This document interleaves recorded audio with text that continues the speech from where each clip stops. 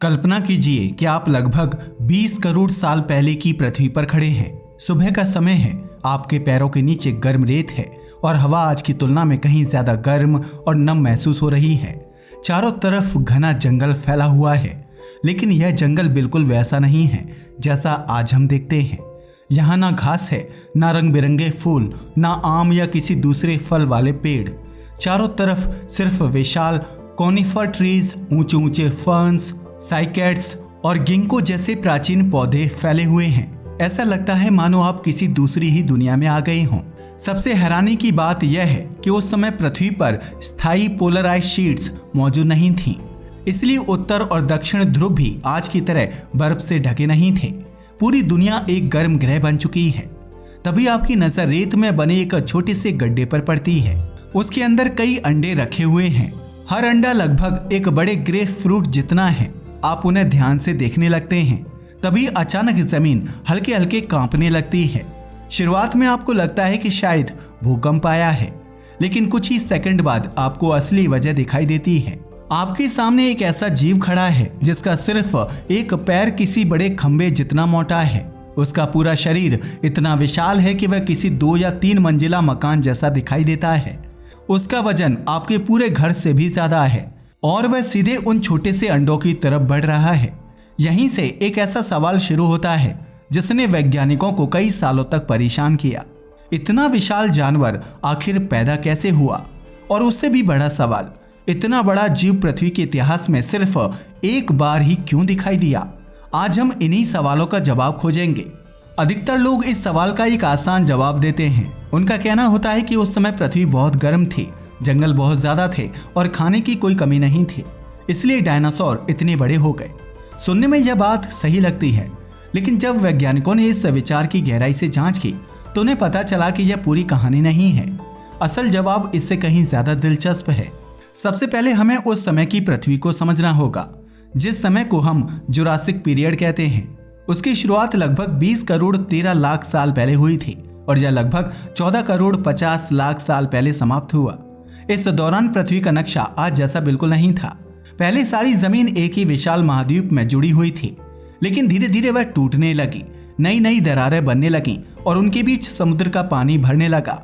जैसे जैसे समुद्र अंदर तक पहुंचा, वैसे वैसे बारिश भी ज्यादा जगहों पर होने लगी। पहले जहां महाद्वीपों के बीच बहुत बड़े रेगिस्तान थे, वहां अब जंगल उगने लगे। पूरी दुनिया का मौसम पहले से ज्यादा गर्म और स्थिर हो गया। लेकिन इसका मतलब यह नहीं था कि हर समय बारिश होती रहती थी। साल का लगभग आधा हिस्सा लगातार बारिश में गुजरता था। नदियां अपने किनारों से बाहर निकल आती थीं और दूर दूर तक पानी फैल जाता था। फिर मौसम बदलता था। कई महीनों तक बारिश बिल्कुल बंद हो जाती थी। नदियां सिकुड़ जाती थीं, जमीन फटने लगती थी और पूरा इलाका सूख जाता था। यानी उस समय भी मौसम बदलता था, लेकिन आज जैसा नहीं। अब बात करते हैं जंगलों की। अगर आप सोच रहे हैं कि उस समय डायनासोर स्वादिष्ट हरी घास खाते होंगे, तो यह बिल्कुल गलत है। असल में उस समय पृथ्वी पर घास थी ही नहीं। जिस घास को आज गाय, घोड़े या हाथी खाते हैं, वह लाखों साल बाद विकसित हुई। उस समय जंगलों में ज्यादातर कॉनिफर ट्रीज, साइकैड्स, गिंको और बड़े बड़े फर्न्स थे। इन पौधों की पत्तियां बहुत सख्त थीं। उनमें आज के पौधों जैसी पौष्टिकता भी नहीं थी। यानी दुनिया में हरियाली तो बहुत थी, लेकिन अच्छा खाना बहुत कम था। यहीं से कहानी और भी रोचक हो जाती है। इतने खराब भोजन के बावजूद पृथ्वी ने इतिहास का सबसे बड़ा जमीन पर चलने वाला जानवर कैसे बना दिया? इन विशाल जानवरों को वैज्ञानिक सौरोपॉड्स कहते हैं। इन सभी की बनावट लगभग एक जैसी थी। बहुत लंबी गर्दन, बहुत लंबी पूंछ, 4 मजबूत पैर और शरीर के मुकाबले बेहद छोटा सिर। इनमें सबसे प्रसिद्ध था डिप्लोडोकस।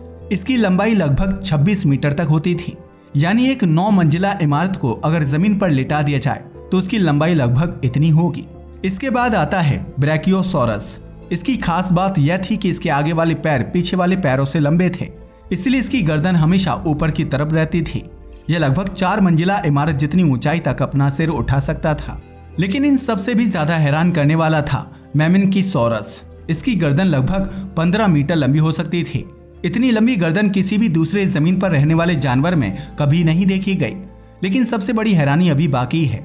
इतने विशाल शरीर की तुलना में इनका सिर आश्चर्यजनक रूप से छोटा था, जो उनके पूरे शरीर के अनुपात में बेहद हल्का माना जाता है। और इनके दांत भी बिल्कुल अलग थे। इनके दांत खाना चबाने के लिए बने ही नहीं थे। ये सिर्फ शाखाएं पकड़कर उन्हें तोड़ते थे और पूरा का पूरा भोजन निगल जाते थे, यानी वे खाना चबाते ही नहीं थे। पहली नजर में यह एक कमजोरी लगती है, लेकिन आगे चलकर यही बात इनके विशाल आकार का सबसे बड़ा रहस्य बनने वाली है। एक और हैरान करने वाली बात इनका जन्म था।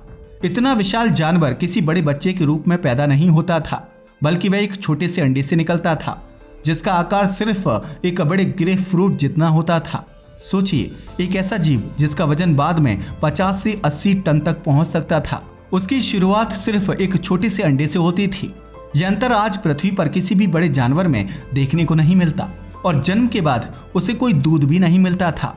अंडे से निकलने के कुछ ही समय बाद वह खुद पौधे खाना शुरू कर देता था, क्योंकि उसे मैमल्स की तरह दूध नहीं मिलता था।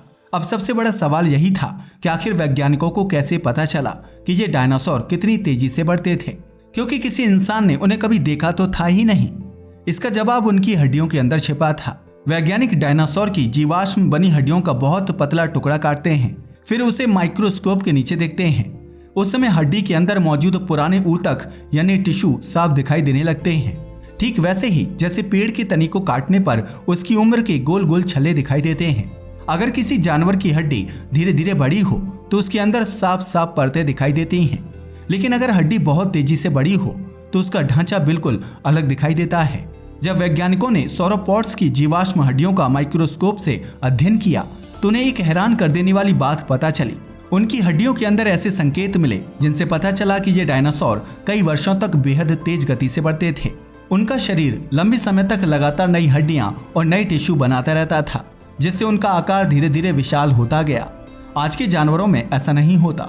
इंसान लगभग 18 साल की उम्र तक बढ़ता है और फिर उसकी लंबाई रुक जाती है। हाथी भी करीब 25 साल बाद लगभग बढ़ना बंद कर देता है, लेकिन सौरोपॉड्स का शरीर बहुत लंबे समय तक लगातार बढ़ता रहता था। यहीं से वैज्ञानिकों को समझ आने लगा कि इनके विशाल आकार का रहस्य सिर्फ बाहर के वातावरण में नहीं, बल्कि इनके अपने शरीर के अंदर छिपा था। अब वैज्ञानिकों ने उन सभी पुराने कारणों की एक एक करके जांच शुरू की, जिन्हें लोग इतने सालों से सच मानते आ रहे थे। सबसे पहले बारी आई क्लाइमेट की। लोगों का मानना था कि उस समय पूरी पृथ्वी गर्म थी, इसलिए डायनासोर इतने बड़े बन पाए। लेकिन जब अलग अलग इलाकों से मिले जीवाश्मों का अध्ययन किया गया तो कोई साफ संबंध नहीं मिला। सौरोपॉड्स सिर्फ गर्म इलाकों में ही नहीं रहते थे, वे अलग अलग मौसम वाले क्षेत्रों में भी पाए गए, यानी सिर्फ गर्म मौसम उनके विशाल आकार की वजह नहीं था। अब दूसरा कारण सामने आया, ऑक्सीजन। बहुत से लोगों का मानना है कि उस समय हवा में आज से कहीं ज्यादा ऑक्सीजन थी, लेकिन वैज्ञानिकों की नई रिसर्च कुछ और ही कहती है।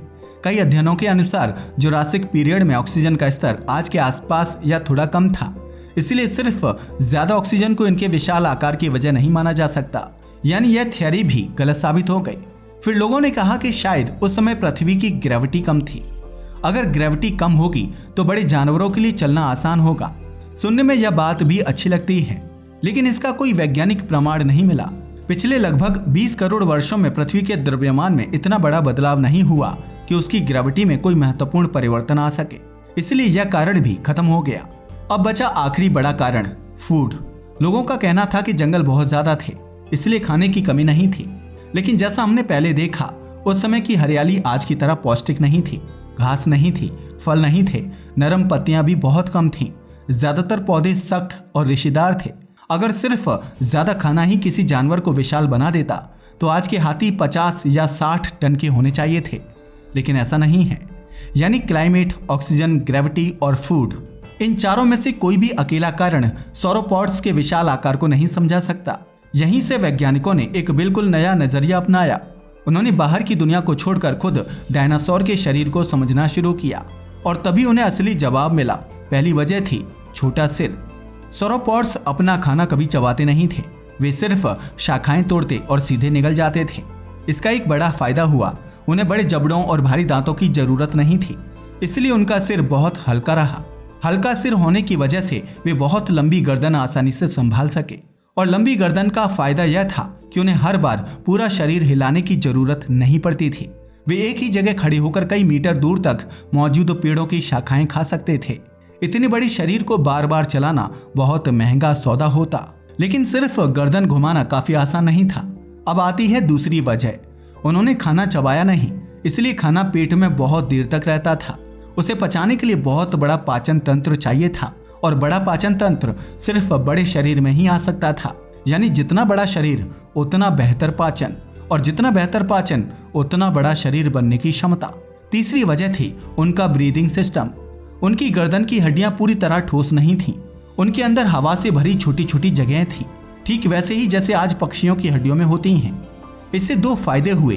पहला, इतनी लंबी गर्दन होने के बावजूद उसका वजन काफी कम रहा। दूसरा, उनका ब्रीदिंग सिस्टम ज्यादा प्रभावी बन गया। उन्हें अपने विशाल शरीर तक लगातार ऑक्सीजन पहुंचाने में आसानी हुई। चौथी वजह थी उनका तेज मेटाबॉलिज्म। अगर कोई जानवर तेजी से नहीं बढ़ेगा तो वह कभी इतना विशाल नहीं बन सकता। सौरोपॉड्स का शरीर लगातार नई हड्डियां और नए टिश्यू बनाता रहता था। इसी वजह से वे कई वर्षों तक लगातार बड़े होते रहे। और आखिर में आती है पांचवी और शायद सबसे महत्वपूर्ण वजह, उनके अंडे। एक हाथी को अपना बच्चा लगभग 2 साल तक पेट में रखना पड़ता है। जितना बड़ा जानवर होता है उसके बच्चे भी उतने बड़े होते जाते हैं, लेकिन सौरोपॉड्स के साथ ऐसा नहीं था। इतनी बड़ी मादा भी छोटे छोटे अंडे देती थी, एक बार में कई अंडे। इसका मतलब था कि उन्हें गर्भ में विशाल बच्चों को ढोने की जरूरत ही नहीं पड़ती थी।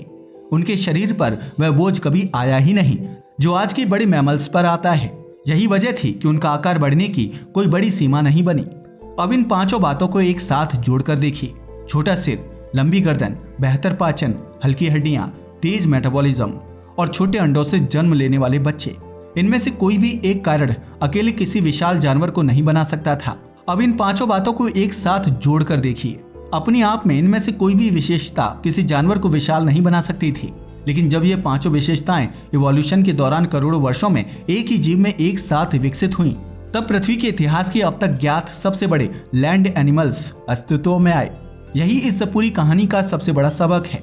सौरोपॉड्स का विशाल आकार किसी एक कारण का परिणाम नहीं था, बल्कि कई इवोल्यूशनरी बदलावों के एक साथ काम करने का नतीजा था। बाद में विकसित होने वाले मैमल्स के शरीर की बनावट, ब्रीदिंग सिस्टम, पाचन तंत्र और प्रजनन का तरीका अलग था। इसलिए वे सौरोपॉड्स जैसी शारीरिक संरचना और विशाल आकार तक कभी नहीं पहुंच सके।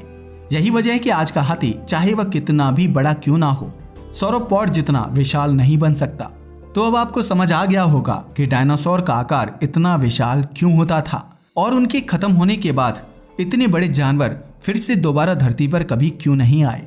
आज के लिए बस इतना ही। वीडियो पसंद आया हो तो इसे लाइक और शेयर करें। धन्यवाद।